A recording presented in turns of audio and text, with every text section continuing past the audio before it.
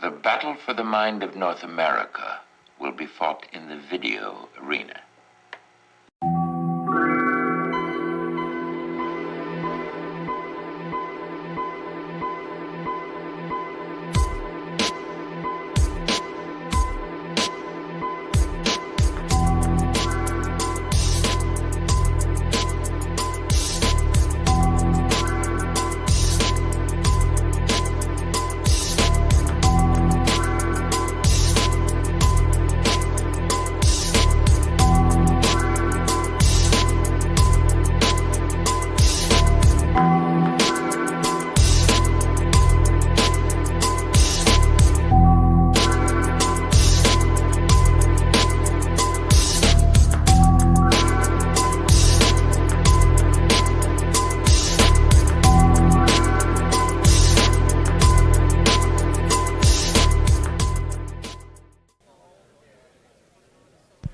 Welcome, everyone, to the Candidates Forum for the 2025 by-election in the Olds-Didsbury Three Hills constituency. Thank you so much for coming.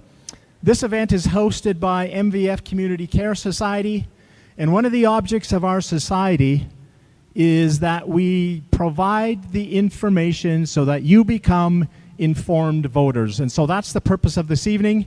We want you to meet the candidates, understand their policy perspectives, and go away with the information that you need to make an informed decision.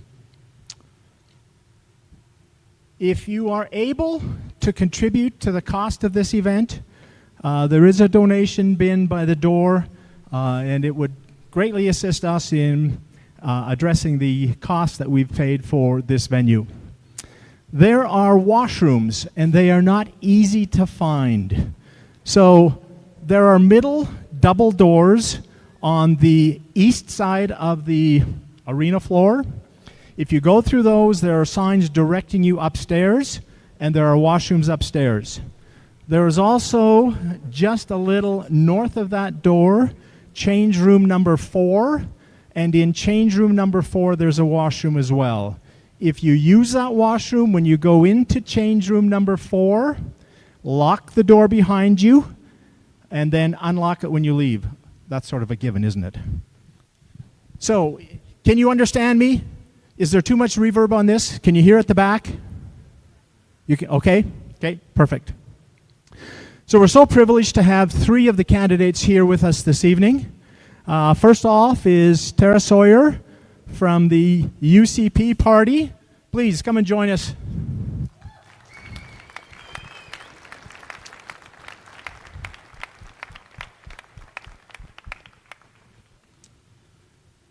Then we are privileged to have Cam Davies from the Alberta Republican Party.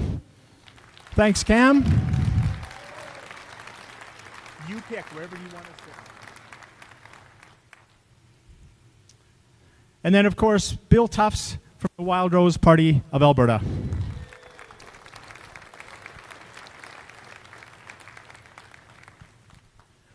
We picked the smallest table we could find to put these 3 together, so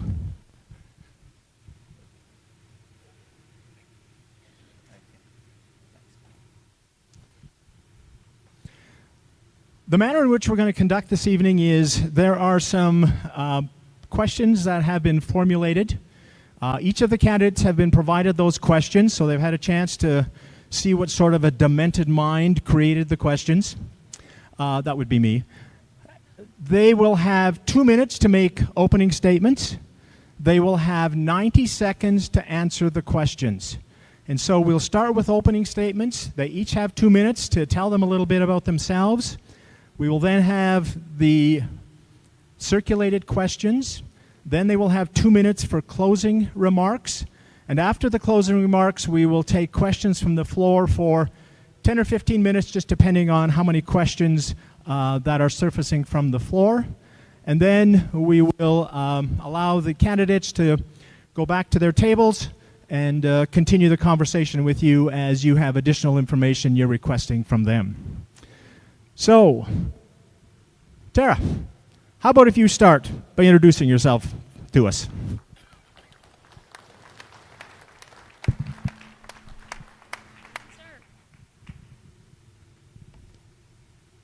This makes me feel short. This is a very high podium. Good evening, everyone. My name is Tara Sawyer, and I am the United Conservative candidate for Olds-Didsbury 3 Hills. Sorry. I'm not a career politician. I'm a wife, a mom to 3 amazing young adults, a farmer, and a lifelong Albertan. Our family has farmed near Acme for over a century, and my kids are proud 5th-generation farmers. I was proud to serve as the chair of Alberta Grains, where I fought federal overreach head-on, whether it was fighting the carbon tax or stopping the fertilizer emissions cap. Fighting against big government is part of my family's history. When Prime Minister Harper ended the wheat board, he made that announcement on our family farm, a proud moment for Western Canadian farmers. I'm running because this riding deserves someone who actually lives here and who represents our values. But I'm not doing this alone. I'm proud to stand with Premier Danielle Smith. When Premier Smith took office, Alberta was under attack by Ottawa and by activists, radical activists. But she didn't back down. She invoked the Sovereignty Act twice. She protected kids from gender ideology by stopping transgender surgeries for children. She made sure that lockdown and vaccine mandates will never return. And now she's making it clear that pornography has no place in our schools. This by-election is a choice between a strong, united Conservative voice or a divided movement that lets the NDP back in. I'm running to stand with Premier Smith, to fight for our community and to help keep Alberta strong and free. Thank you, Tara. The one thing I forgot to mention is I am ruthless with respect to the timing. I will rip this mic from their sweaty, bare hands. Cam, how about you introduce yourself to us? Well, thanks, Dan. I don't want to put that to the test. I was raised in a small town about the size of Olds. My mom was a teacher. My dad was a small business owner. I know what it's like to get up early, work long days in the oil patch. Later in life, I served in the military, where I learned the value of discipline and loyalty and standing up for something that we believe in. And many of you today have taken that similar stand. I thank the Mountain View Community Care Society, did I get that right, for hosting this. One of you that have shown up tonight have made it clear that standing up for democracy is something that matters to each and every one of you, and I appreciate showing up tonight. Thank you. No, I'm not done yet. Don't wrestle me for the mic yet. For too long, Ottawa has dictated to Alberta how we live our lives, what we can and can't do, and that we should be a resource colony. And that needs to end.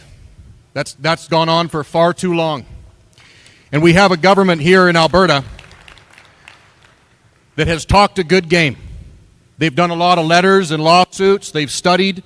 They've had panels that have gone absolutely nowhere. And your kids and your grandchildren are paying the price. $29 billion last year alone went to pay the East for God knows what. We have a Mark Carney Liberal government right now, and for the record, I have never helped elect a Liberal in my life. I have been a lifelong Conservative, and I'm proud to be a Conservative, and that's why the Republican Party of Alberta exists, because Conservatives lose when we stop being conservative, and that needs to come to an end.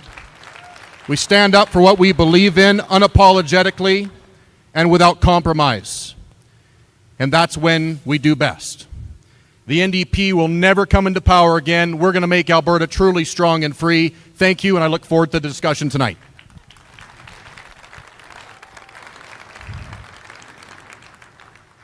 And just for your information, I did clear it with the candidates to be able to use their first names. I choose to be a little more informal than referring to them as Mr. and Mrs. throughout. So in any event, it was my call. Hopefully you can deal with it. Bill, please introduce yourself to us. Hello. I'm here with a promise. A promise that if you work hard, raise a family, love Alberta, we will have a great future and be prosperous together. In Alberta, we are builders. We build families, farms, businesses, and the oil industry. My ancestors came generations ago. There was no welfare or visitors' visas or foreign students or hotel rooms. They worked with sweat, effort, and hard work to build our province. If you elect me, I promise I will work for you. Our province is being shut down by political elites and globalists who have never ridden a tracker or fixed an oil rig. Our hard work is taxed for the benefit of the rest of the country. Toronto and Bay Street collects our taxes and spends it ways that will make them profits and get them votes. We are being shut down by people who don't like us. We need common sense, not levels of immigration that causes wages to stagnate, overloads our private services like schools and hospitals, or cause huge increases in the cost of living. I disagree with Danielle Smith that we don't need a population of 10 million. Alberta feeds the country and the major driver of the economy. We don't need to shut it down with the World Economic Forum, Agenda 2030, or Ottawa political elites. Our provinces have been built by settlers and those who fought to save our democracy and freedoms. I vow to work hard to keep our principles, worth ethics, values, and culture. I will be in Edmonton working for you. I refuse to be told by the Edmonton elites, and will put your interests first. Alberta's GDP per capita has stagnated since 2014. Oil prices crash. Real wages have barely grown, with inflation outpacing increases for many workers. I promise you, we have a plan, and I will discuss that tonight, and please vote for me on June the 23rd. Thank you. Thanks, Bill.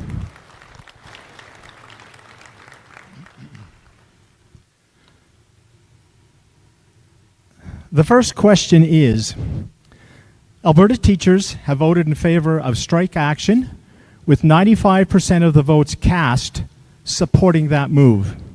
How would you propose to protect our students from being caught in the crossfire of labor disputes? And we'll start this question with Cam.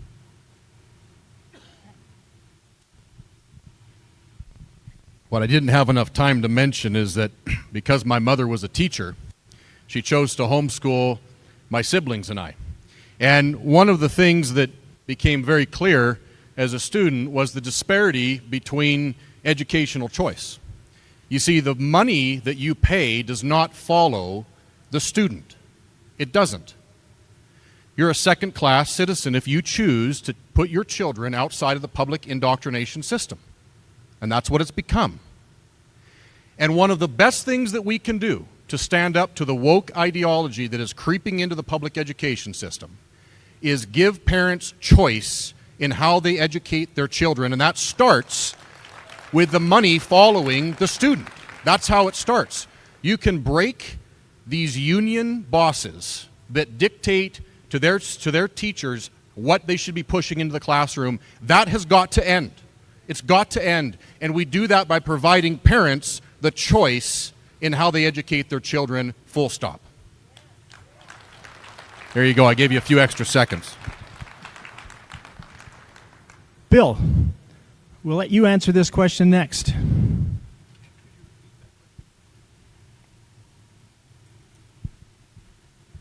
Is this your ploy just to get more time, Bill?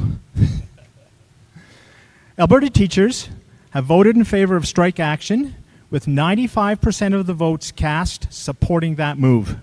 How would you propose to protect our students from being caught in the crossfire of labor disputes? Well, I think that unions certainly are a problem in terms of their ideology, what they want to impose on our society. They become a very, very powerful group. Labor unions, we saw the battle that Danielle Smith had with them against the last election. That was a result of the huge amounts of money that they've been funneling into the system. They actually have their own political party that the public sector of unions funded, and that's the NDP. What I think we need to do is look at the unions, justify their existence and the amount of money that they spend. Across Canada, we saw in the last election just how powerful that union base is. In the previous election, Trudeau was elected by 5 million votes. One of the huge voting blocks that came out in favor of Carney were the 4.4 million government employees who are directed by their unions on how to vote, and more importantly, the $1,000 each puts into their union dues in order to be used for political activism. I think the unions need to be put in their place. They retire on huge salaries with gold-plated pensions, and they've built in some sort of a DEI philosophy to the school system that just has to go.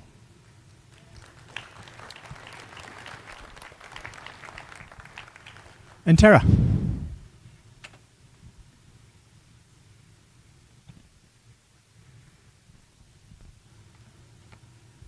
Just realized we have the 4-H timer there. My daughter is a new teacher, and I can tell you, she's worried about the fact that there's going to be a strike. She doesn't want a strike, and she cares about the students that she wants to teach. So I am hopeful that the mediation process that is ongoing over the next few months comes to a resolution. But I think when it comes to our students, the piece that I want to mention, the bigger picture, and it is the one thing we're going to agree on, is keeping the woke agenda out of the schools. And our premier is already doing that. As parents, it's our decision what our children are influenced. We want our values, not the activists. So I'm proud that she took that stand for us and for our children. Thank you.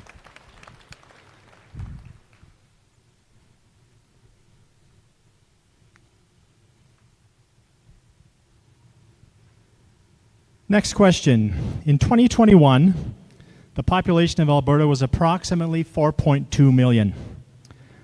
Today, the population of Alberta is approximately 5 million.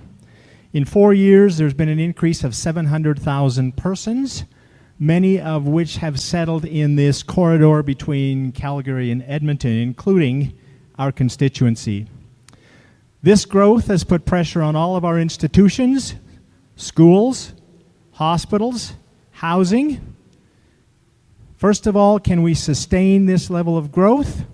And if not, what do we do to control it? And we'll start this question with Bill.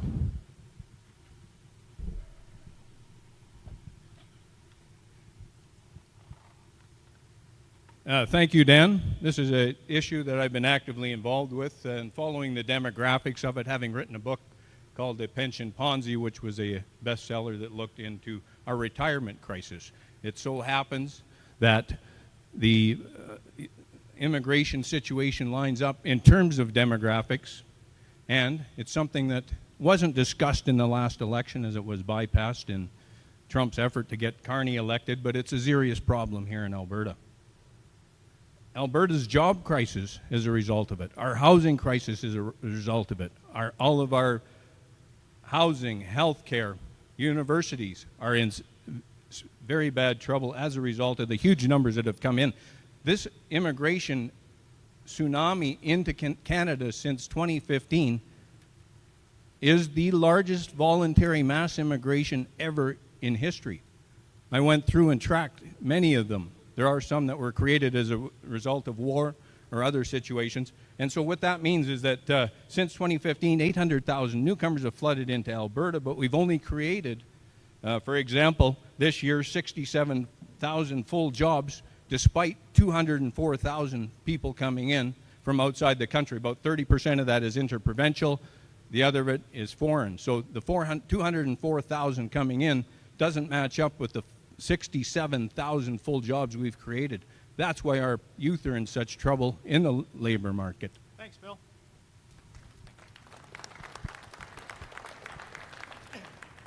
Tara,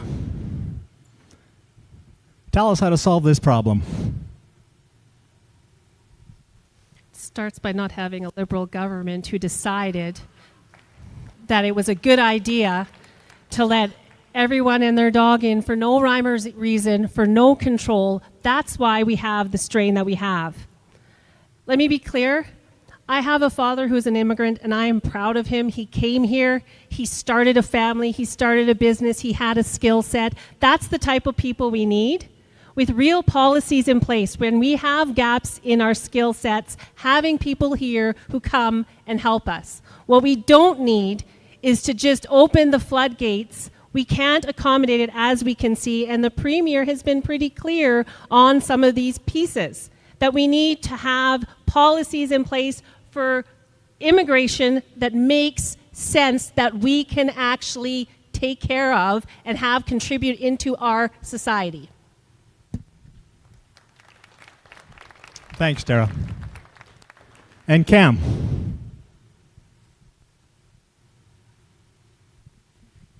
I don't know about you, but doubling Alberta's population from 5 million to 10 million is not common sense.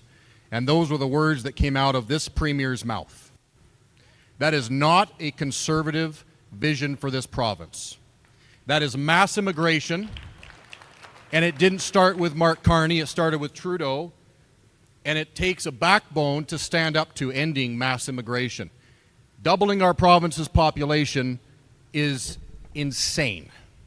It's insane. Secondly, this government has spent tens of millions of your taxpayer dollars advertising Alberta is calling. Do you know where they advertised? Vancouver and Toronto. Is it any wonder that we see the votes come in this last federal election with the Liberals gaining ground? Our government has advertised to the most densely populated socialist parts of this country to move to Alberta. That needs to end. Alberta needs to be in control of our own immigration policy, just like Quebec has. There is no reason we can't do that ourselves. We can decide who fits best into the Alberta fabric, and we can make those decisions as Albertans, not dictated by Ottawa.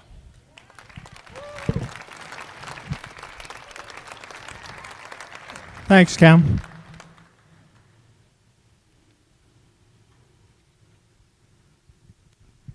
Next question. When I look at all of the economic indicators, it appears as if Albertans are doing very well. However, I have difficulty understanding that, as one of the areas that MVF Community Care Society is involved in is assisting families in need in our community. In speaking with many of the families we assist, it appears as if they can afford the rent, the utilities, perhaps the fuel to travel to work, but then there is insufficient for groceries.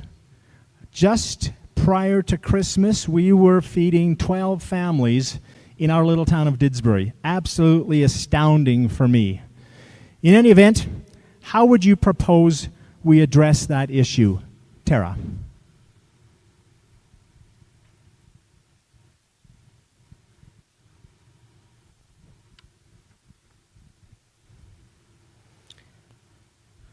I've said it, I'm a mom. I go to the grocery store. He's telling me to talk quite louder. I know what it's like to have 3 bags of groceries that adds up to $200 and you have no idea what's even in there to add up to that.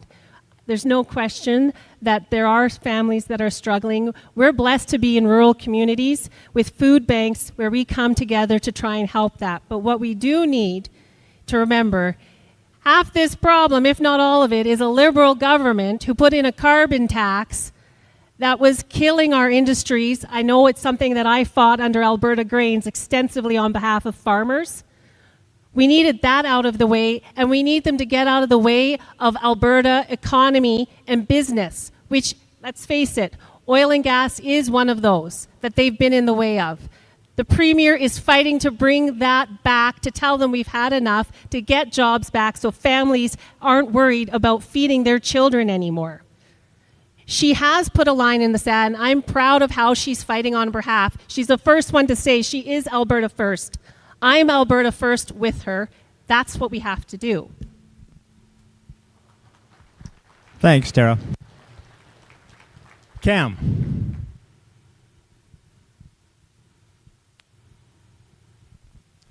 Affordability has, of course, been made weaker by the federal Liberals. We still have a carbon tax. In case we didn't know that, it still exists. And we haven't heard a peep from any Conservative government here or across the country on fixing that. Carney came in and he changed the name of it and said it's all gone. It still exists. It's still affecting the price of groceries and food and fuel. It's not gone away. What's gone away is the backbone to fight it. And that needs to end. We talk about putting Alberta first. There hasn't been a single Canadian politician that has stood up to the Chinese tariffs on our agriculture.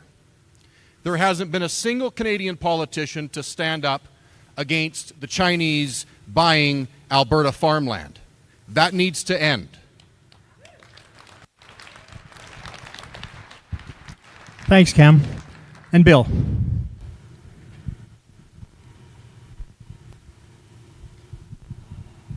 I think the root of this problem comes down to taxation. Let's start at the top. What's the biggest tax that we pay? We pay $20 billion a year to Ottawa for equalization. None of it comes back, and we have to stand like beggars with our hand out asking for our share.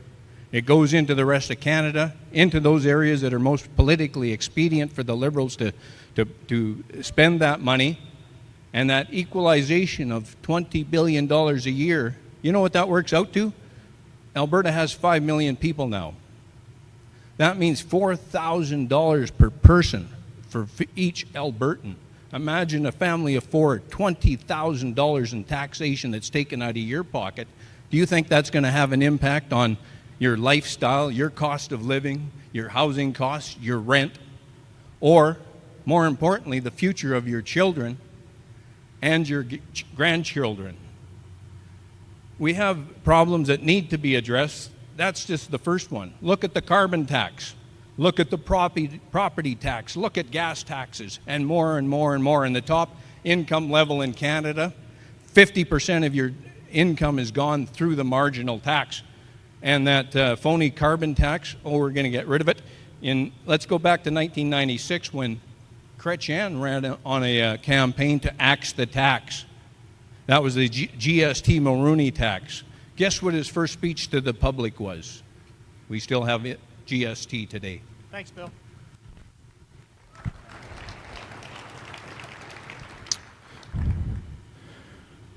One of the issues we hear a lot about, of course, is the size of government.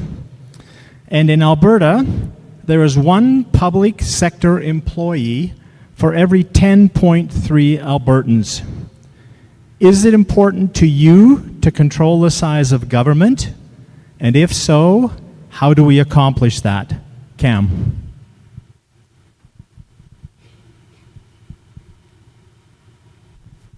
Well, we've got a broken healthcare system, and the UCP's government solution was to put 4 health ministers in charge of it and immediately growing the size of the bureaucracy. Alberta has a larger public sector worker population right now, 18% larger than under the Rachel Notley NDP government. Who knew all you had to do to get orange policies was vote for Team Blue? We've got to end the growth and the bloat in government.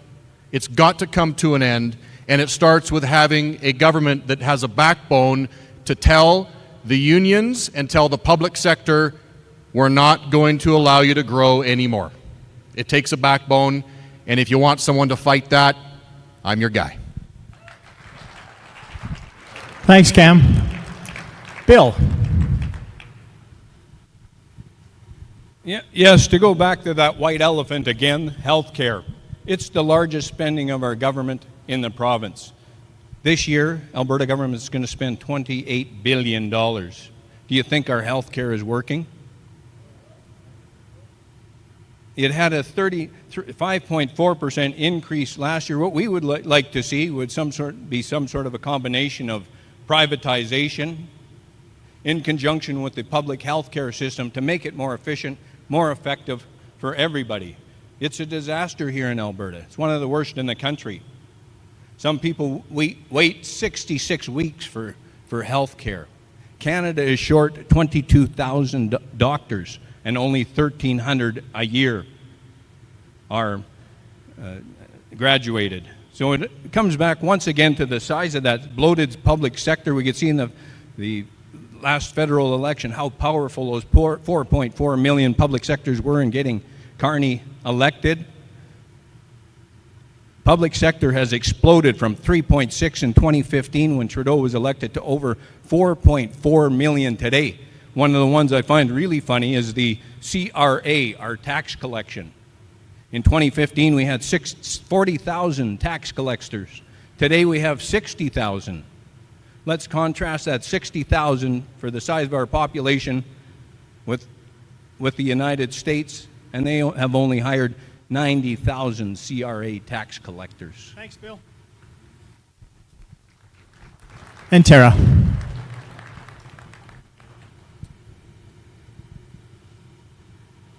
I'm rethinking a long skirt with a short chair. I keep stepping on myself. I don't disagree that we often have too much bureaucracy. But what I do know from my time with Alberta Grains is we did advocate for red tape reduction, and the government did respond, and we've seen improvements. Now, I'm going to talk about healthcare for a minute here, because I see it a little differently. I like that the Premier has separated it out to have one set of eyes on each piece. Yes, there's problems in healthcare. It needs to get fixed. She recognized that. And I liken it to on our farm, and I'll preface by saying we have amazing employees, but I don't have employees that show up, do no work, and then I still pay them. That doesn't happen. And that's part of the piece she's talking about on accountability. And I think that's a good thing. What's the definition of insanity? Doing the same thing and expecting a different result? What we had wasn't working. She recognized that. She's looking to do something different to make it better. And I think that's the smart way to go. Thanks, Tara.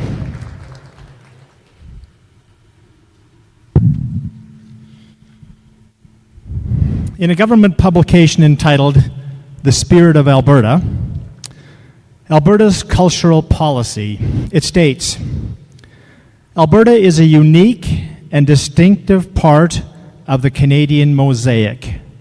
We are a bold and freedom-loving people of many backgrounds.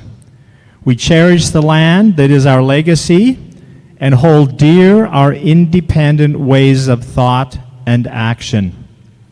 At the heart of our understanding of culture is the idea of personal and provincial identity, of community, of a shared heritage. We believe that culture is the glue that connects us as individuals to our communities, fostering unity, civility, a sense of belonging, pride, and caring for fellow citizens.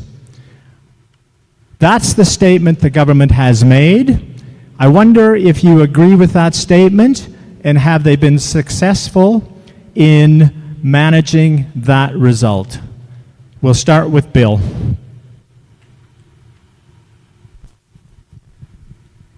Who here in this room was not from an immigrant background?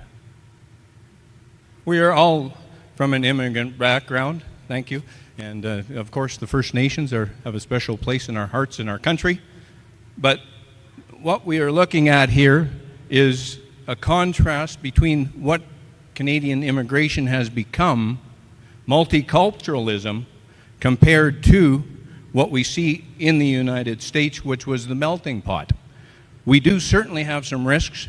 If you look back over the last century, what were all of those wars created? Often it was about ethnic differences, it was about religious differences, it was about sometimes political differences. We risk that in Canada, and we need to find some way to control, put a moratorium on immigration. We see in the employment numbers in Alberta that we have enough to last us for several years at this point in time, and be aware of the risks and dangers of that multiculturalism. Some of our cities have become completely multicultural with one culture. Markham, Ontario, with 80% Chinese. Look at BC, Brampton, 80% Asian background. Even our large cities now have become overcome with multiculturalism.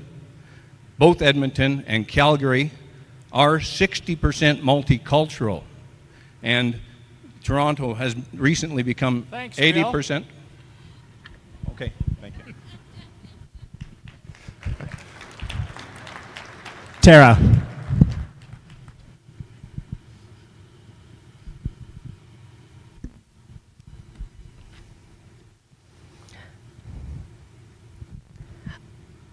I see this question a little differently,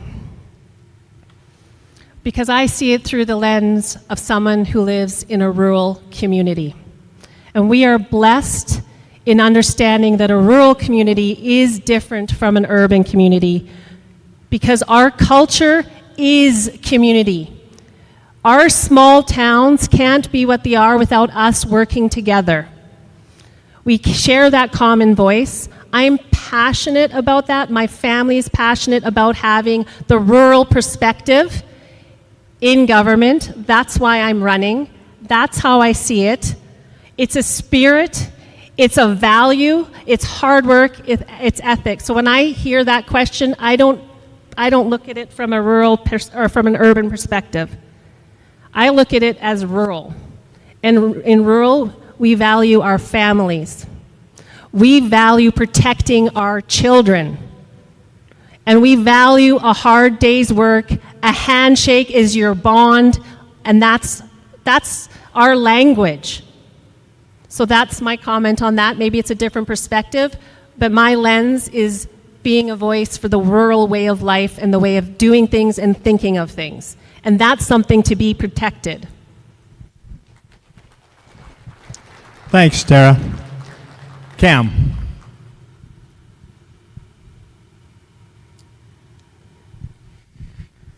A few weeks ago, the Bloc Québécois leader said Alberta's culture is just oil and gas. That's all we are. Well, I disagree. Alberta's culture is grounded in the foundations of faith, family, and freedom. The people that chose to move to Alberta at the turn of the century, many of them first-generation Americans, first-generation Eastern Europeans, and those from the East who chose to leave a life of comfort and safety. From Montreal and Toronto and Ontario and the Maritimes, they chose to move to Alberta, embracing the risk and the hardship in search of a better life. And despite those risks, viewing Alberta as a place of freedom and opportunity to raise their families without the heavy hand of Ottawa. What a place we find ourselves in today. It's pretty similar. Doing the same thing over and over again is the definition of insanity. And when we look at a country that does not recognize Alberta's unique culture, we have to ask ourselves, why are we still here? Thanks, Cam.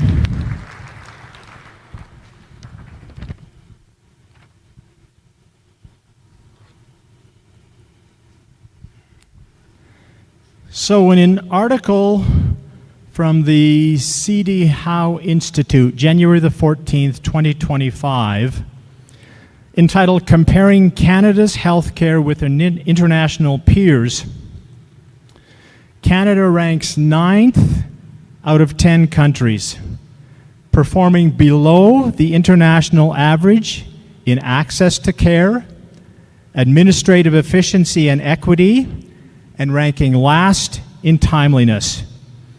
All Canadian provinces and territories fell below the international average on overall healthcare performance. What do you see as necessary to correct the deficiencies in our healthcare system?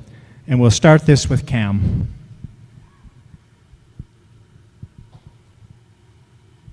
The first step is getting politics out of healthcare. That's the first step. There's been a lot of focus on how to improve healthcare, but when we look at the actions that have been taking place, there's a government that seems to be more involved in putting their fingers into what procurement pile should be into what organization, what minister goes into what column, instead of focusing on, I don't know, a novel idea. Maybe we should have more frontline workers instead of managers for managers for managers for managers. We used to believe in these things as conservatives, that focusing on frontline workers, making sure that regional decision-making is prioritized instead of, I don't know what, a tower in Edmonton that gets to dictate how service is provided in rural Alberta. That's got to end. Bring back decision-making locally as possible, whether that's our health services, our firefighting, and our policing. Those decisions are made best when they're closest to the people they serve. That's how we start. Thanks, Cam. Bill.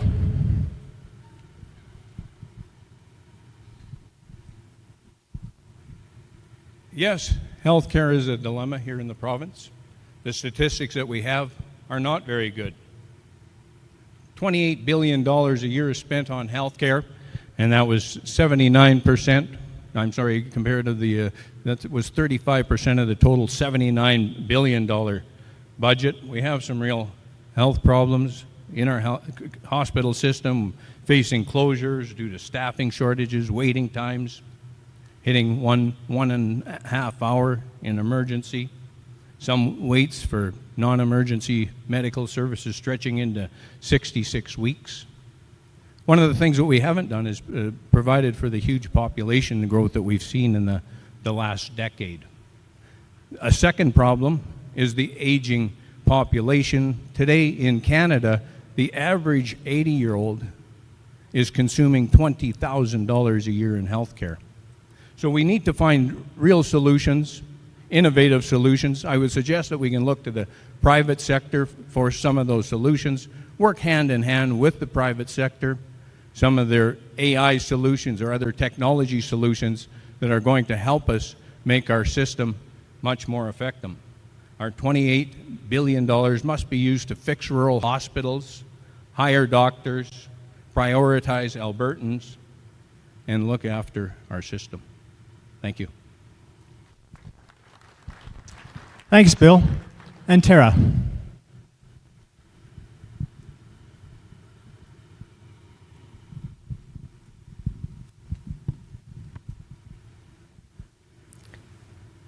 I've been walking the doors all across this constituency. Obviously, healthcare is a concern, and I understand why. I'm going to go back to what I said before. Accountability will make a difference. The Premier recognized that there is a problem within AHS, which is why she did that, so that we can start getting services for people, so that we can reduce the wait times. So I don't think it's a wasted effort to have that type of oversight, so that we can get the dollars where they need to go, and so that we can get more of our frontline workers the support they need. It's as simple as that for me. Thanks, Tara.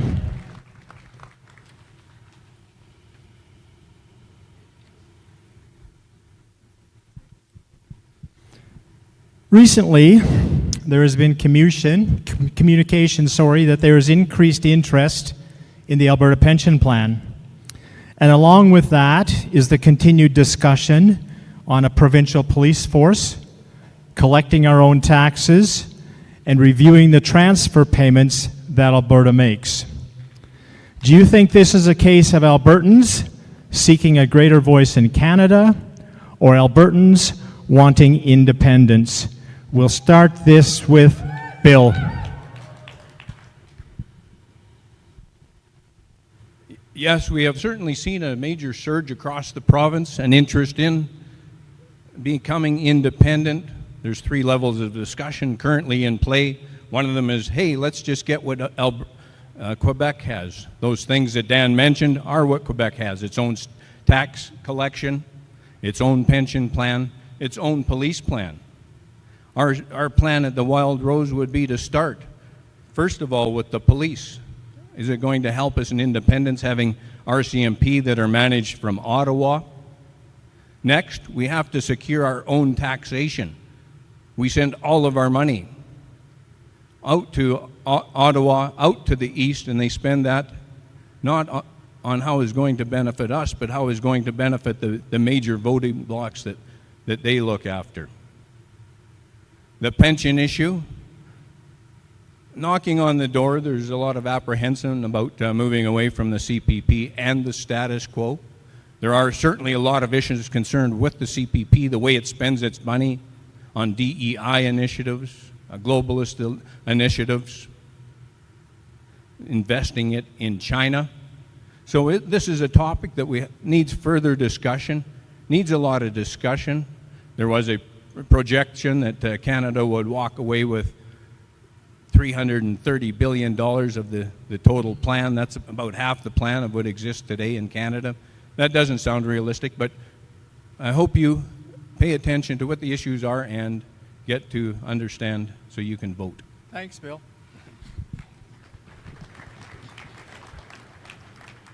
Tara.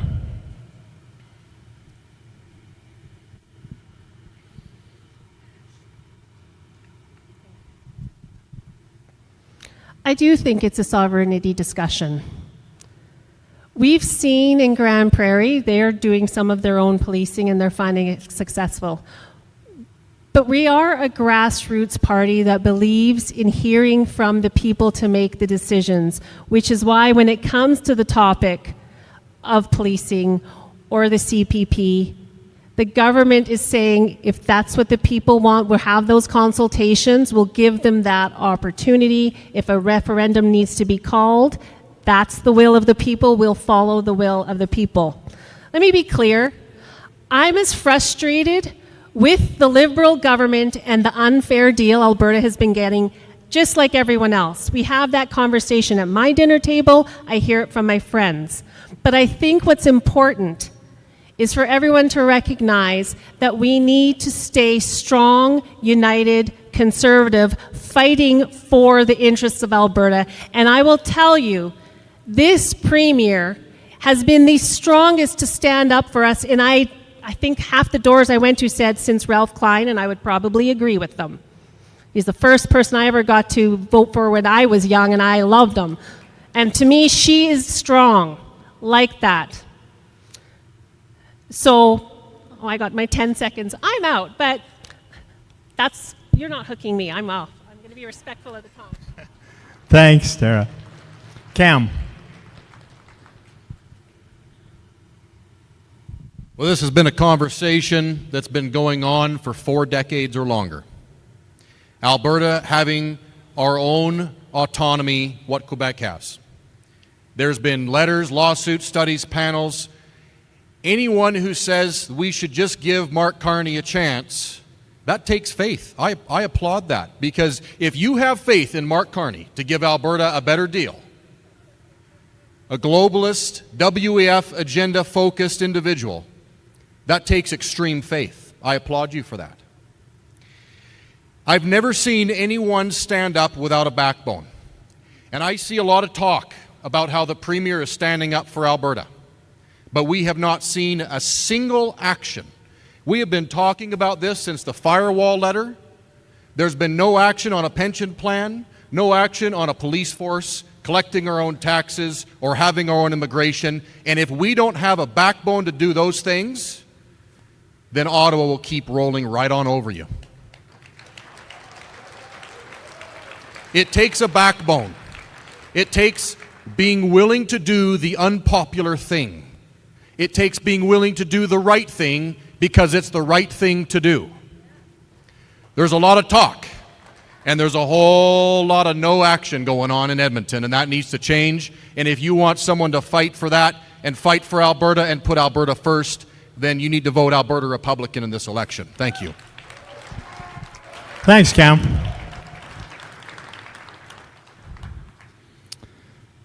Tara, can you join me here, please?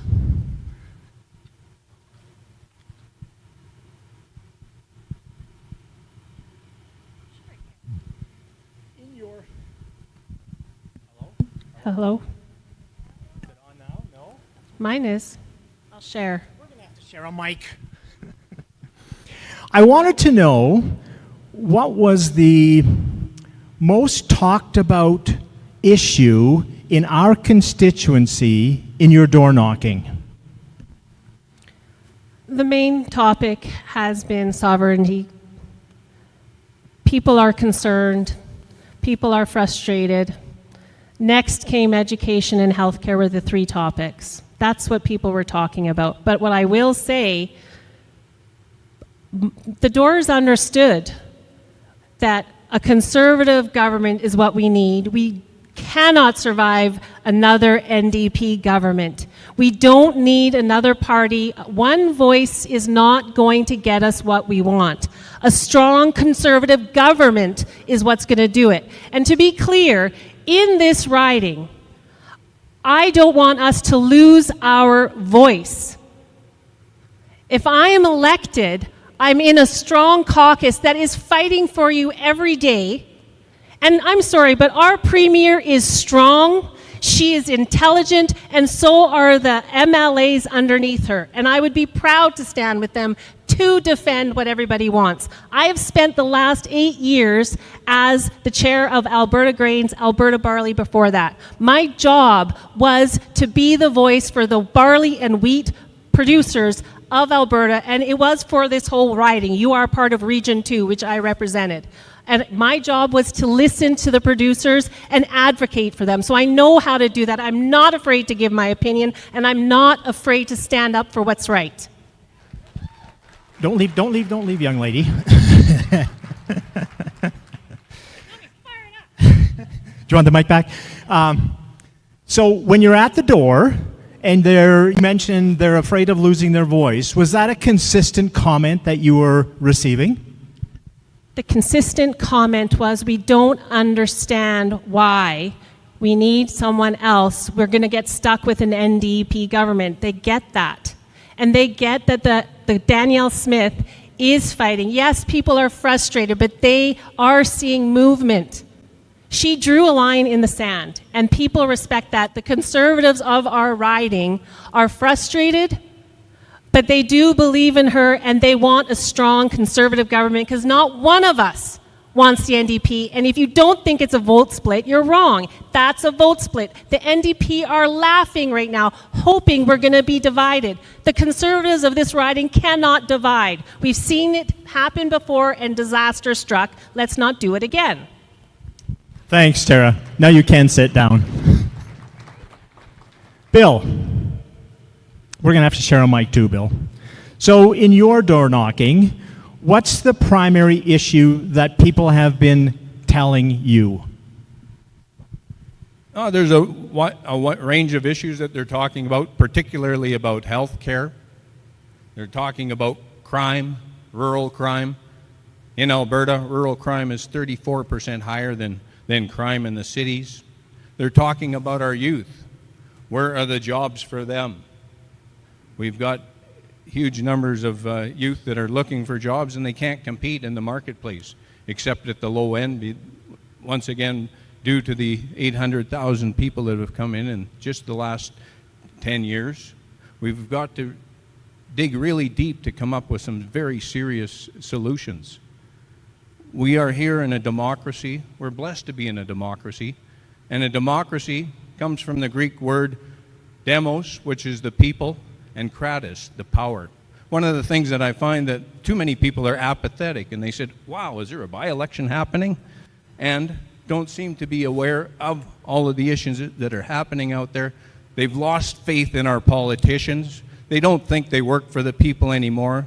They're working for the Edmonton elites, they're working for the Laurentian elites, or they're working for the globalist elites. What I would like to do is make sure that during this election, we have open dialogue, debates, discussions in the media, and open democracy once again. So, Bill, don't sit down, Bill. No, don't run away. Do you realize that this group of people here this evening is missing one of the most important hockey games of the season? So there goes your apathy. Anyways, when you're at the door and they're saying healthcare is a concern, are there specific issues that they're raising with respect to healthcare or crime, or is it just a general concern? Yes, everybody has their own specific issues. I had the pleasure of going up to Ponoka the other day and met with one of my colleagues who was helping me out with the election. When we went into one of the storefronts in downtown Ponoka, it had previously been a fentanyl den. There was filled up this high with debris and other stuff. Yesterday, crime is a big issue. Calgary just announced an emergency warning. Be careful in your homes. There's break-in entries during the night when people are home. So there seems to be a lot of social stresses that we haven't really faced before, that we're not prepared for. We need leadership from the people that tell us what's happening, help us make the decisions. Everything in our democracy seems to come from the top down. And we have a responsibility, because we live in this democracy, and we've been blessed this democracy. The only way it's going to work is if we get involved. Thanks, Bill. Cam. So, have you done any door knocking? A little bit. Well, in that little bit you've done, what sort of issues have you encountered at the door? The people in this riding are tired of the toxic, abusive relationship with Ottawa. They're tired of it. Because they see the impact on their everyday life. $29 billion a year being funneled to the east when our roads are in poor condition, our hospitals and schools aren't being built to counteract the mass immigration that is pushed on us from Ottawa. There's a number of issues that are a direct result. The erosion of our values, our traditions, and our rights and freedoms by a heavy-handed Ottawa government. Those directly impact the everyday lives of people in Olds-Didsbury Three Hills, and that's what comes up at most of the doors in this riding, because it has a direct impact. When you talk about health care, what could we do with an extra $29 billion a year? You look at the condition of our roads, our schools being overcrowded. Albertans are not being best served being held hostage in a relationship where we are seen as nothing more than a resource colony. We had a vote on equalization 4 or 5 years ago, and since then we've had 2 conservative premiers that have chosen to do absolutely nothing about it to change it. That's got to end. So you've talked generally about what people are saying at the door. Are there any specific things that ring true with respect to the issues that you've generally spoken about? There's a lot of fear, and it's serious. It's not about this mythical creature called vote splitting that has no bearing in this riding, because your choice is between conservatives or conservatives in name only. That's your choice in this election. It has nothing to do with voting in the NDP. I think I might have counted 3 lawn signs from the NDP in the last week. They're not existent here. You have a real choice in this by-election, and that's between your conservative values, fighting for Alberta first, not Alberta next, or the alternative, embracing the status quo, giving Mark Carney a chance. That's your choice in this election. But the fear is, what will your children and grandchildren face in a Mark Carney Canada? He's only been in power for a very short period of time.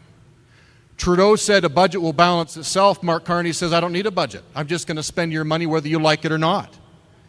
Being shackled to that abusive relationship is the most terrifying thing that your children and grandchildren will ever face. That is the most terrifying thing. Don't sit down, Cam. Thanks. So if you are elected as the representative for Olds-Didsbury Three Hills constituency, what do you understand your responsibilities to be? I'm a fighter. I don't back down. I won't be told to sit down and shut up. The UCP did have several strong MLAs. You know what they did with them? They threw them out for standing up for their constituents. And if you elect a UCP MLA here, they'll be put to the backbenches. They'll be told what to say, how to say, and when to say it. You will not have a voice that can stand and fight for you, because if they do, they will be no longer a UCP MLA. They'll be an independent. And again, in the scenario where you're elected, how do you propose to communicate with us, and how do we hold you accountable? If you don't like the job I've done in 2 years, then please kick me out. Please. You hold politicians accountable by staying involved and showing up, just like each and every one of you have done here tonight. But it doesn't end. An election doesn't end in our responsibility as voters. That accountability is day in and day out. Make the MLA for this riding stay in contact, attend meetings, participate, hold them accountable. That is the missing component, and that's why our government, under the previous administration, was allowed to get so heavy-handed with mandates and tyranny. They were allowed to do that because we were not involved. That's how it was allowed to happen. And so how I'll stay in contact, we'll be holding town halls. You'll hear from me more than you probably ever want to. Many of you, I've handed out my number at your door. And I've told you, if you have questions, call me. Don't be afraid to ask the tough questions. Don't be afraid to reach out. There should be a lineup around MLA constituency offices because people of Alberta need to stand up and stay involved. It's when we're not involved that things go sideways. That's got to change. Thanks, Cam. Bill, so if you are elected to represent our constituency, what do you understand your responsibilities to be? I see our responsibility as MLAs to talk to you, talk with you, hear what your challenges are, what your wishes are in our government. You, the people. The people don't seem to have a voice anymore. There's too many interests in our economic and political society that are causing and creating problems. We have our initiatives that come down from the top. I had a good friend, I ran his leadership campaign election, Drew Barnes. He was one of the ones that Cam spoke about. I thought Cam had some very good points there. We need to bring people interacting with their government, telling the government what to do. That Greek word for democracy was the power of the people. It wasn't the power of the politicians. We've had it with the elites. Time is up. We need to listen, and I'm going to represent you with my best hard work, effort, values, principles, and my protection of our culture. And it's great that you're out here this evening, and I wonder who's winning the game. Thanks. Don't sit down, Bill. Don't sit down. So again, same question that I asked Cam. How are you going to communicate with us, the voters, and how are we able to hold you accountable? One of the platforms of the Wildrose Loyalty Coalition is what we call real recall. How many times have we seen politicians completely ignore the wishes of their voters?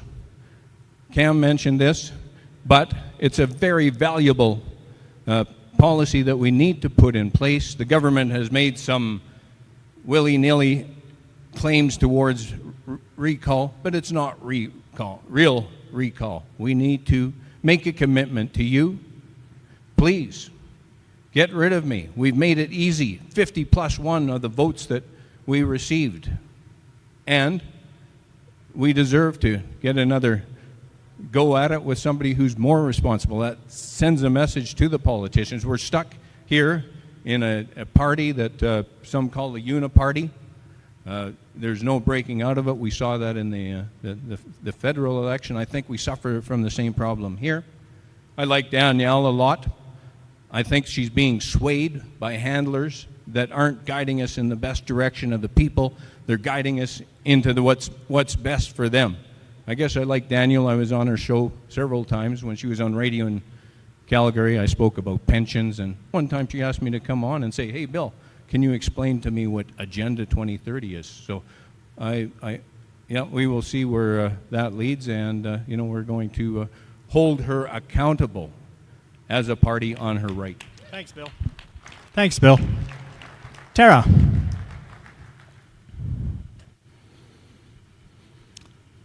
So, number one, the same question I've asked the other guys. Start with that one, and then we'll move on to the second one. Ask the first one again, because they kind of tie into each other. So, what do you think we need to accomplish in our constituency, and how would you propose to do that? This constituency needs someone who lives here, who raises their family here, who has her business here, and has a deep care for us being prosperous. And I'll say it again because I am passionate about it. Our voice and our perspective is different than an urban area. We need strong health care across this province, yes. We have a large senior population in our riding. We need to make sure they're taken care of. We need to take care of our children. We need to make sure that we're the ones who are having our values from our families dictating what happens to them, not another agenda. I have been a voice. There goes my voice. Sorry. I have to get my water. Pardon me. Oh, sorry. I need my tea. Tickle. There goes my time. And I lost my train of thought. That's great. Right when I was getting to a point. You need someone who can represent you. I'm going to cough. I apologize. Go take another drink. So sorry. That's just fine. We're all human, Tara.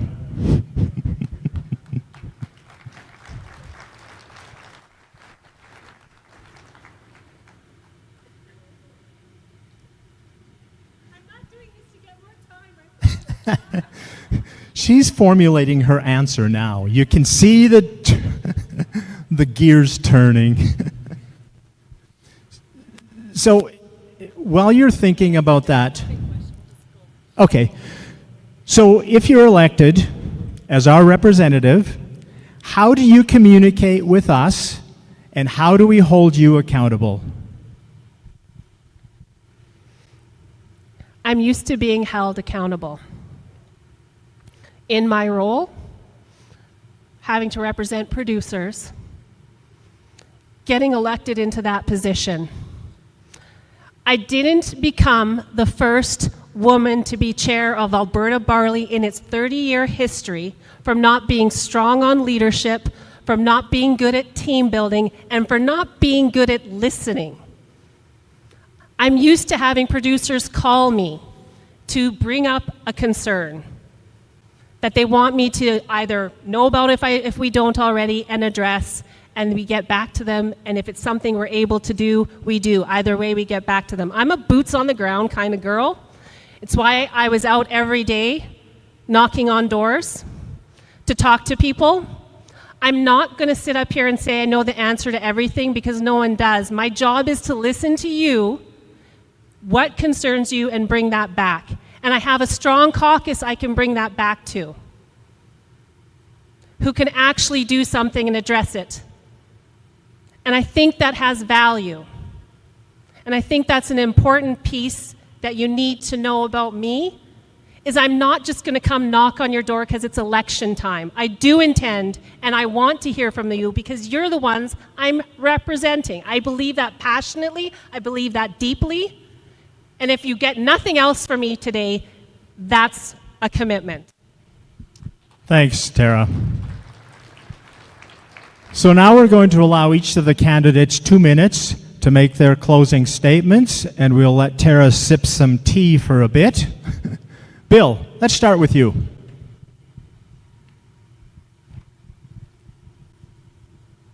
Thank you for coming out and participating in democracy and joining our event this evening. Thank you to the organizers. Thank you to my fellow candidates, Cam and Tara, and the passion that they've shown here this evening. It seems like Alberta is under attack. The people are under attack from the political elites, the Laurentian elites in Ottawa, and globalists as well. Our local politicians are told what to do by the Edmonton elites. I promise I will work for the people of Olds-Didsbury, Three Hills. We have to return democracy to the people. Our system is one where every year we go out talk to the politicians, hear what they have to say. They spend millions of dollars. They pretend to listen and try and convince us that they will work for us. But after the election, all is forgotten. We have to wait another 4 years. They call this democracy. Our small businesses, farmers, oil and gas workers work hard to make our province more prosperous for all. Make Alberta prosperous for our children and our grandchildren. We need to stop working for the elites and take back Alberta. The important thing is to get out to vote. It's you who are going to create the solutions. The crisis hitting the province is too big for anyone to stand on the bench. Alberta has a proud history, but now that is fading. I had a grandfather who I respected, who had a wonderful quote that I use often. He was a small town doctor in Depression era Saskatchewan. He has a famous quote: "Great provinces fail because people grow weak and faint-hearted, but a nation is built on the dreams that will not let them die." I would ask you to trust me with your vote on June the 23rd. Thanks, Bill. Cam.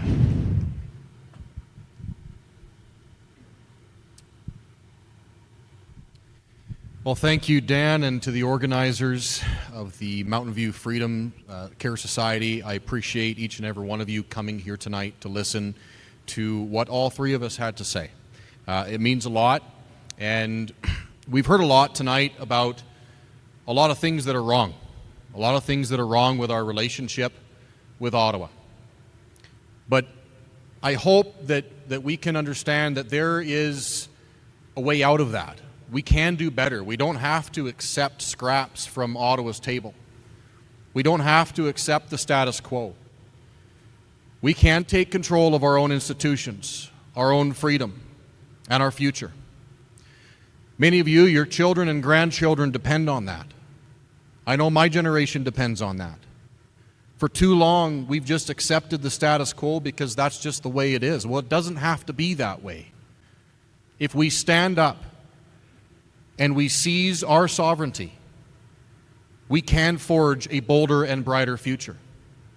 And the first step in seizing your sovereignty is seizing sovereignty over your vote. Nobody owns your vote. Nobody. The 44-year PC government came to a crashing end because of arrogance, entitlement, and corruption. And we're seeing that bad movie play out again with the UCP. This riding deserves someone with a backbone to stand up for you, your family, your values, and our freedom. And so on June 23rd, I would ask for you to entrust me with your vote. I will work each and every day for your vote, and I will work each and every day to hold that trust. And if I don't keep that trust, get rid of me, please. But this moment in time is too important. First time I get to tap you on the shoulder. Thank you.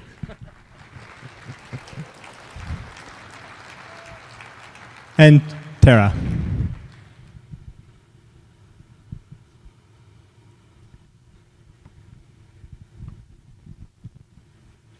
Tonight, my goal was to show you that I'm here to listen and bring your concerns forward to Alberta's government. I'm from this riding, and I am a proud Albertan. I've lived in Acme for nearly 30 years, and I'm so proud to have raised my family here on our Century farm. I have a strong history of advocacy and commitment to community. And I've been immensely fortunate to walk door to door to meet so many of you in your own homes and communities. Our rural way of life matters. It makes the world a better place, and we need true representation in the provincial legislature. As your MLA, I will work tirelessly to be your champion for common sense and good government in a strong caucus that believes in an Alberta-first approach. My priorities are your priorities. The centrality of family, parental rights and education, and the need to protect our children from radical, woke activists. These are the concerns at my own kitchen table. I'm committed to standing firmly with our communities as we navigate a future built on what Albertans choose for Alberta. What Albertans choose for Alberta. A vote for me is a vote for someone from this riding with strong conservative values in a strong, united Conservative caucus that stands behind Premier Danielle Smith, who puts Alberta first and is working right now for fairness and sovereignty without splitting the vote and risking an NDP government. In this by-election, I'm asking you to vote for Tara Sawyer, the United Conservative Party, and Danielle Smith. Thanks, Tara. Please give these three brave candidates a round of applause.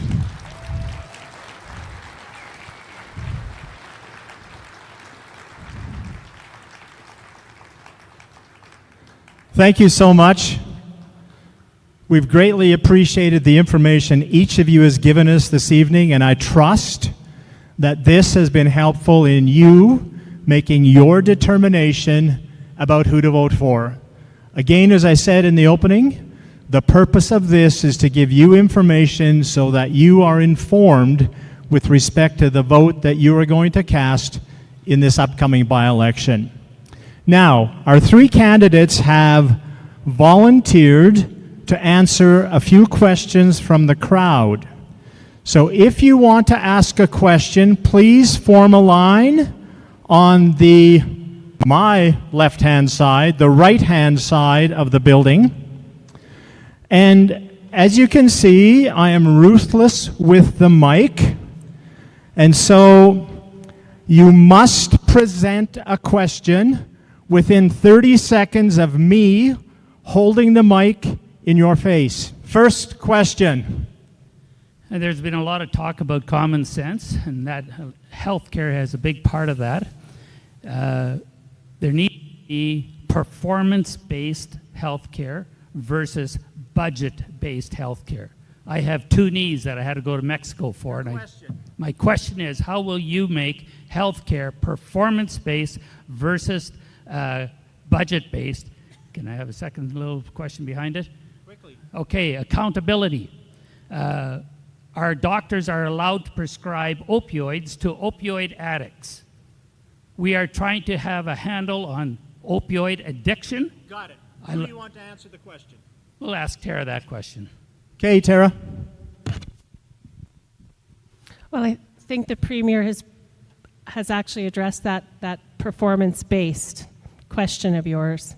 It's why she wants to move to that, where we already have facilities who do surgeries, but you get paid for the surgeries we do. And she has said already that those places are doing more versus just giving the money and it's not going to the surgeries, so they're doing less. So she's already said that step. That's where that accountability comes. That's where the money is going to go. That answers your question. And I am concerned about the opioid situation. I can't fully answer that one for you, but I do think it's a problem. I will say I don't agree with giving people with an addiction more drugs. What we need to give them is facilities, and the Premier, part of that new program is to have places where they can go to get the help. They need mental health services and the support. That's where they need to go. So that's the other piece. There's part of that plan that she's already said. She recognizes that. It also will alleviate the pressure we have in our emergency services, which is where a lot of the homeless and those with addiction issues go. We need to put them to facilities where we can get them the help they need. Thanks, Tara. Cam, 30 seconds. We have a system that rewards perpetuating the ailments. It's no wonder that we have doctors pushing MAID on young people. It's because they get paid a certain amount per operation. They get paid a certain amount based on the procedures or the medications that they're prescribing. We have a system that wants people to be sick because they make money off it, and that's what's got to change. Thanks, Cam. Bill, 30 seconds. Yes, there's certainly a lot of issues with our healthcare problem. I think one of the things that needs to be done is mandatory rehabilitation for anybody that's suffering one of our fentanyl, opioid addiction problems. It was interesting that Polyev during the federal election mentioned that 47,000 people had recently died from opioid fentanyl overdoses. 47,000, that compared with the total amount of Canadian soldiers who died in the Second World War. Thanks, Bill. At 45,000. Next question.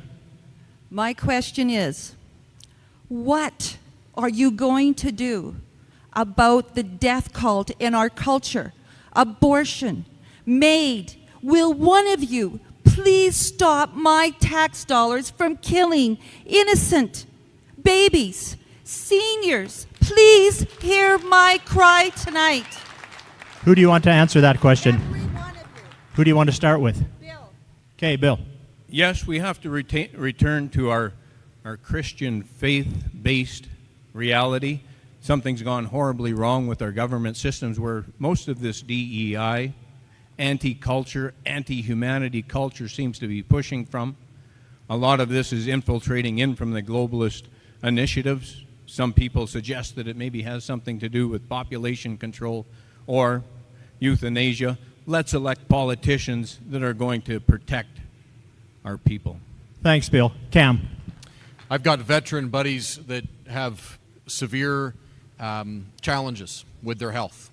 And when doctors want to push the first option as being, well, would you like to end your life? We have a serious, serious problem, not only in healthcare, but in our culture. And Alberta could have our own law on how we view life and stand for life if we were out from under the thumb of an Ottawa government that believes in death. Thanks, Bill. Tara. We're going to get a panel that kind of agrees with each other. Look at that. We're not that far removed. I do think that's a concern. I do think that that is not the answer. I have a difficult time thinking that we have people in distress and that's the first thing someone thinks to say to them. I'm going to go back to having mental health help for them. Thanks, Tara. Mr. Hozak. Mr. Hozak's oldest son, actually, but in any event, thank you. I have a quick question for the crowd. Is there anyone here that would hire someone and say, if you show up on Monday, I'll give you a good wage, a company credit card, and an expense account? Is there anyone here that would do that? Because if there is, I'd like to start on Monday. But anyway, my question to the three candidates, I want to thank all three of them for putting it out there and being ready to represent Alberta. I like what Tara said about a handshake kind of people. We don't need legislation on real recall. What I would like each of you to answer is, our real recall in the Wildrose party is 50% plus one of the people who voted can recall you starting on day one. So Cam, we're not giving you 2 years, we're giving you starting on day one. I'd like each one of you to say yes. Okay, recall. What's your position on recall? Did you notice Danny was trying to hold my hand there? Yes, as I acknowledged before, the Wildrose Loyalty Coalition has done a lot of work on recall, and it's at your option. 50% plus one of the total voters that candidate received. The province has introduced recall, but has made it too inhibitive to be realistic. So that's what our plan is, and I think that is important. Great question, Danny. Recall for too long has been a buzzword, with the bar set extremely out of the reach of voters. And so I would agree that recall needs to be an attainable threshold. It is not an attainable threshold right now.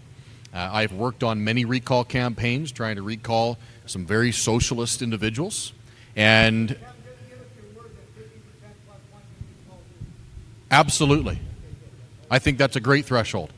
And that's of the voters. Okay. Done. Thanks, Cam. Tara. It comes down to accountability, right? And being able to say we're not happy. I kind of agree with it. I'm going to keep it pretty basic. I would hope that it would never come to that you would feel that way about me, because I believe in engaging with people and I believe in representing them, not my own interests. That's my job as an MLA, is to represent what you feel and what you think. So if I'm engaging with you, I hope we never get to that. Thanks, Tara. Hi there. Thanks for everybody for showing up. My question is going to be around the upcoming referendum.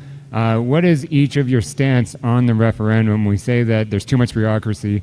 We're complaining a lot about it collectively, and there is a way to, we'll say, get away from bureaucracy of Ottawa and Alberta by supporting Alberta Prosperity's project, their referendum of separating from Canada. And what is your stance on supporting the referendum Alberta Prosperity project has put forward?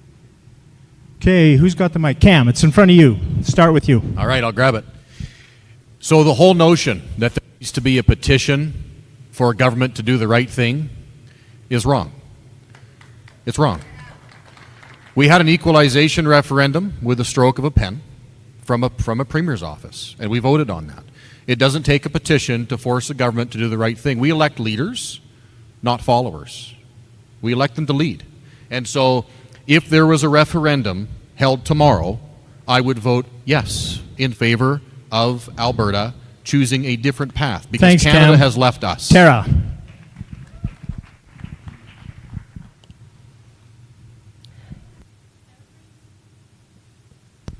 Every person's voice matters in this province. And so I believe it's important for everyone to have an opportunity to express their vote, which means get the signatures. I'm proud that the Premier acknowledged and she made the numbers less, and she's honoring a referendum. I would honor a referendum, but it has to come from everyone. I don't think we want to go into a society where suddenly a decision Thanks, is made Tara. for us. Bill. Yes, that's democracy. Hearing from the people. We need a referendum. And this gentleman up here this evening, he's got an event on Sunday. I would encourage you to have a look at his banner on the back there. Now you're doing ads, Bill? I'm sorry. Anyways, thanks for your question. For Mr. Davies, has anyone costed an independent Alberta with the cost of border immigration customs at every border highway on Saskatchewan and BC, military, police with no 30% Government of Canada contribution, embassies around the world, and so on? And as a teacher of 40 years and subbing for 15, I'd like to apologize for teaching the woke curriculum that the Alberta government develops, not the ATA. So, the cost of separation, I understand that's the question, Cam. There's nearly 200 nations around the world that have figured it out, and I believe that Alberta has the resources, the people, the resilience, and the grit, and the know-how to do it ourselves. And when you look at all of the institutions, Canada does not provide those. Our tax dollars do. Where does the money come from? It comes from Alberta, and that money can be served best in Alberta with our own institutions just fine. Bill. Yes, that's it. Once again, that's a question for the people. I think it's a very important question, and I would urge you to become educated, learn more about it, and share it with your neighbors and friends so that we can all make the decision that will be best for the future of our children, our grandchildren, and make a more prosperous Alberta. Tara. I don't have a number for you. What I have is the fact that I've spent the last how long fighting a Liberal government on behalf of farmers where they're wrecking our industry. That's where my focus has been. And so I'm not going to be able to give you a number of what I think that costs, because what I've been focusing on is having a strong Alberta, getting that government out of our way so we can do our business, so I can continue to feed the world. That's what I've been focused on. I'm a teacher who sees issues with classroom complexities. My question is specifically for students. How will you put individual students first? Okay, individual students first. Tara. First of all, I want you to know that I respect teachers. We have dear friends, and now I have a daughter. And I will say, I've heard from them, and I've heard from her perspective. While she went through her practicum the last 3 years, she's been covering a mat leave she just finished. And so I heard from her the fact that there is an issue of not having support in a classroom. So, and the needs of students in there. To me, I mean, I do absolutely agree. Thanks, you need Tara. support. You need more support Cam. in the classroom. You need help. My mom was a teacher, and she understood all too well that not every child learns the same. There is no one-size-fits-all for education. And because of that, parents need educational choice for their children. That's how you support families, that's how you support the students, and that's how you support teachers. Bill. I'm sorry, I spent my life in the financial field, and I'm not sure what the solution is to that, and that would be certainly something as your MLA. If you elected me, I would research diligently. Thank you. We have a long line yet, and we only have like 5 minutes. So if the people from here back want to find a table and arm wrestle to see who goes next, you're going to let her get away with that? Anyways, we're just not going to have time for everybody's questions. Sorry. No, go ahead.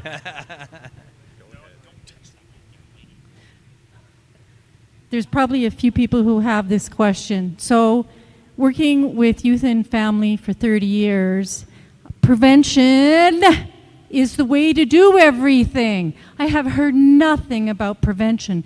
Prevention of killing babies, killing our elders, the stuff they're spraying from the sky. Okay, we've had that question already, so we'll move on.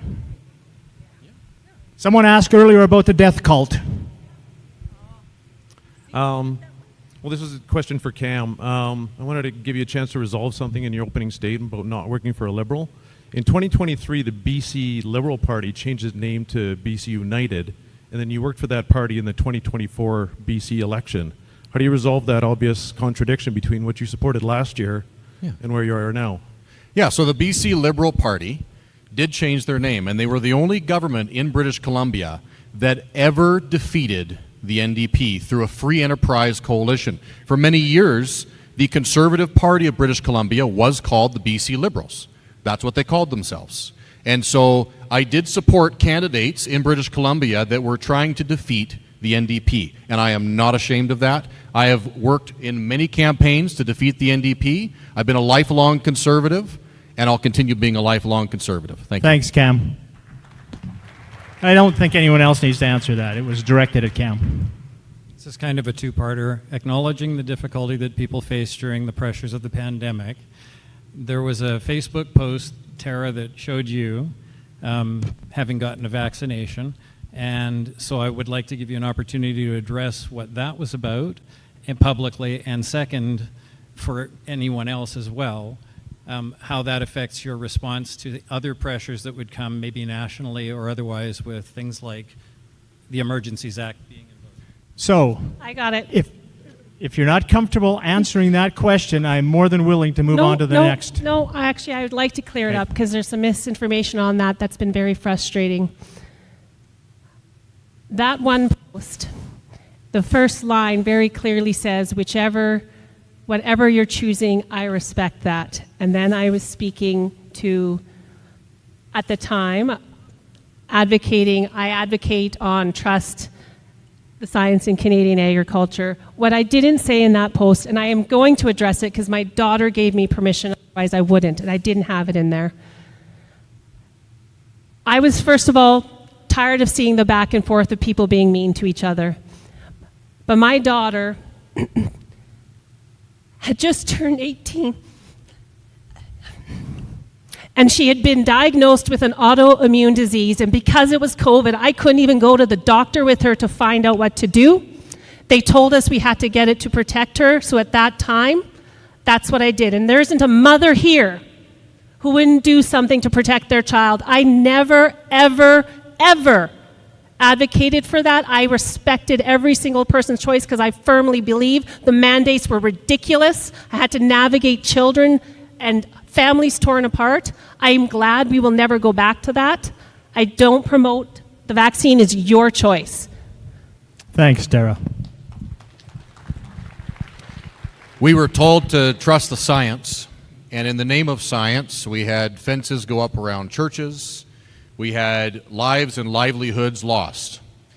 A very dear friend of mine did what he was told to do. I was serving in the military at the time, and he took his second jab. We were on a 5-mile run, and he had a heart attack right in front of me. I chose not to trust that science. I took a stand. I filed a lawsuit against the Biden administration against the mandates because I believe in freedom and standing up against government tyranny.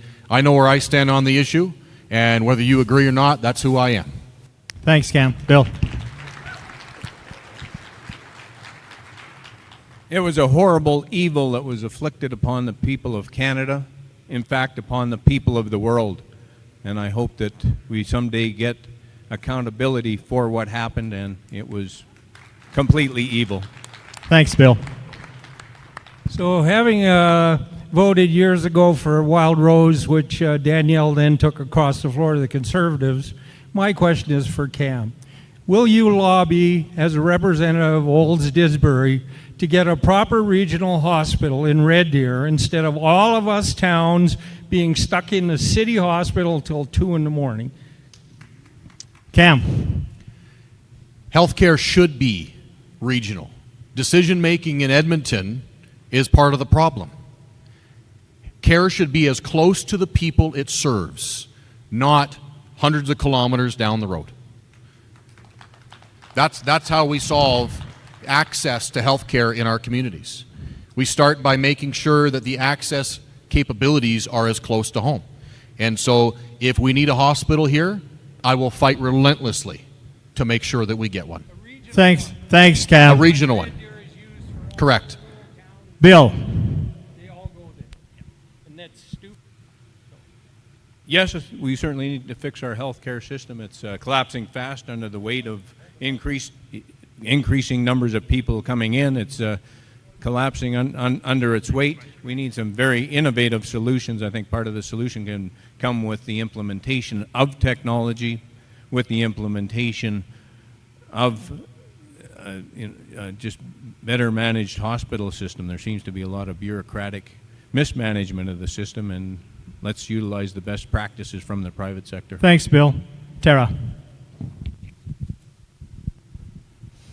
As someone who was without a doctor for a few years, first of all, I'm so grateful the doctors, I finally found one in Didsbury. There's nothing better than getting your blood work done in one of our small towns because we don't have that wait. So, yes, I actually do think we need a regional hospital. Thanks, Tara. Thank you. Cam, I feel that some of your opening remarks were a bit misleading. Your military service was not with the Canadian Armed Forces. It was during the Biden years that you were in the U.S. Armed Forces, and you didn't mention that here. I found that misleading. How long have you lived in Canada since you left Texas, and where do you live now? Well, I've never lived in Texas. I was born in California. I moved here when I was about 5 years old. My father was a missionary to Canada. I lived here in Alberta until 2018, so the vast majority of my life, I am an Albertan. And I served in the U.S. military because under Justin Trudeau, the Canadian military had become so woke, gender quotas, DEI, feminine hygiene products in the men's rooms. And so a buddy of mine from High River and one from Wetaskiwin, we chose to serve in the U.S. military. And I'm proud of my service because we fought for freedom just as much as our friends in PPCLI. Thanks, Cam. Thank you.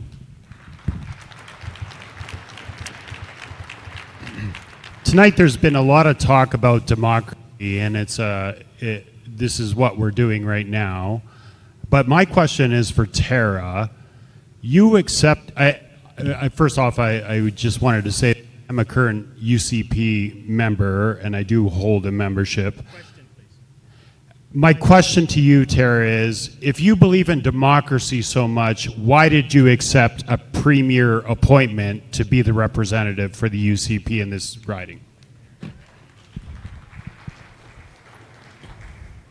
We know that the ideal method is grassroots nomination process. I do believe in that. However, we also know that 2 by-elections had already been called, and our MLA has been given an appointment. He had to step down so that he can represent us. And we don't need a vacancy for that long. I was honored that when she was looking for someone, she had more than me that she was looking at. Our names were given. Our Constituency Association president was asked, and he did say it's important if you're going to go this route, it's someone from this riding, which I am. And you will have an opportunity for a nomination process when our boundaries are redone in less than 2 years. But we didn't need a vacancy now, and there is a cost savings. The reality is, with 2 elections already happening, to get them done at the same time. Thanks, Tara. Thank you, everybody. This year, in my son's grade 7 class, when sexual orientation, gender identity came up, the only option for my son that day was for him to sit out in the hallway to read a book, further ostracizing him. I would like the candidates to answer, please, for me, whether or not you believe sexual orientation, gender identity still should remain in Alberta schools, and what you will do to ensure that children like mine aren't ostracized. Cam, the mic's in front of you. No. It should not remain. There are topics that only parents have the responsibility to teach their children. And schools need to get back to the basics. Tara? Look, Cam, we're going to agree. No, I don't think it should be in there. I think that the Premier has started making that step in protecting our children. Those ideals are not ours. That is an activist idea. Your values are what you are the one who should be allowed to teach your child. Nobody else should be. And it shouldn't be in there. And I think that the fact that we now have the protection, getting that pornographic material out of schools that the Premier did, that's step one. I am so proud that she did that. Thanks, Tara. Bill, do you agree? Raise your hand. Thank you. My question is for Tara. Can you please tell us what percentage the NDP got in this riding in the last election? No, I'm not going to be able to answer that for you because I don't pay attention to the percentage. I voted Conservative because I am a Conservative. I don't want an NDP government. I don't want an NDP party. We are a Conservative riding. There's no disputing that. I don't take for granted, and I said this on almost every door, just because we're a Conservative riding does not mean I take for granted having to earn the trust of the people in this riding, which is why I went door to door to talk to every person that I could. Thanks, Tara. Cam? I can answer that for you. I've been a UCP member for a very long time. I don't know when exactly the UCP candidate became a member of the party, but what I can tell you is that it was 82% combined non-NDP vote. And you can divide that number 4 different ways from Sunday, and the NDP would never win Olds-Didsbury 3 Hills. Anyone who's telling you that you are going to split your vote is trying to distract you from corruption, arrogance, and entitlement of the UCP government. Thanks, Cam. Bill, any comment?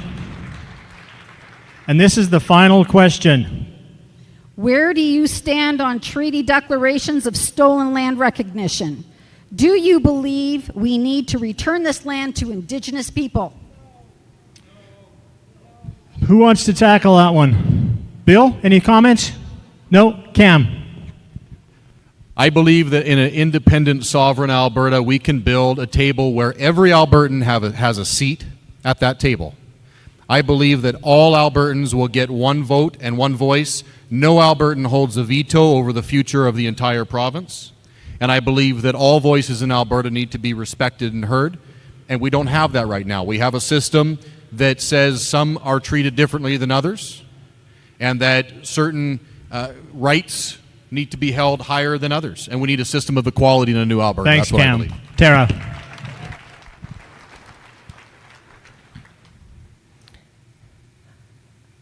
The Alberta Grains, used to be Alberta Barley Commission, is a nonprofit, levy payers.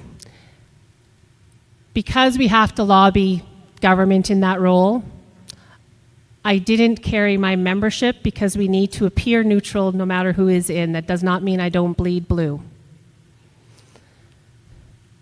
So that's what I'm going to comment on that piece. Thank you. So that was the final question.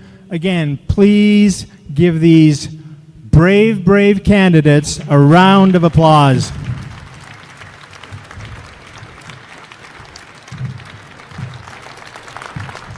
Now, they each have a table set up in the sort of corner back there. If you've got additional questions or comments, please have that conversation with the individuals that you need the answers from. Again, we want you informed when you are casting your ballot in this by-election. Thank you.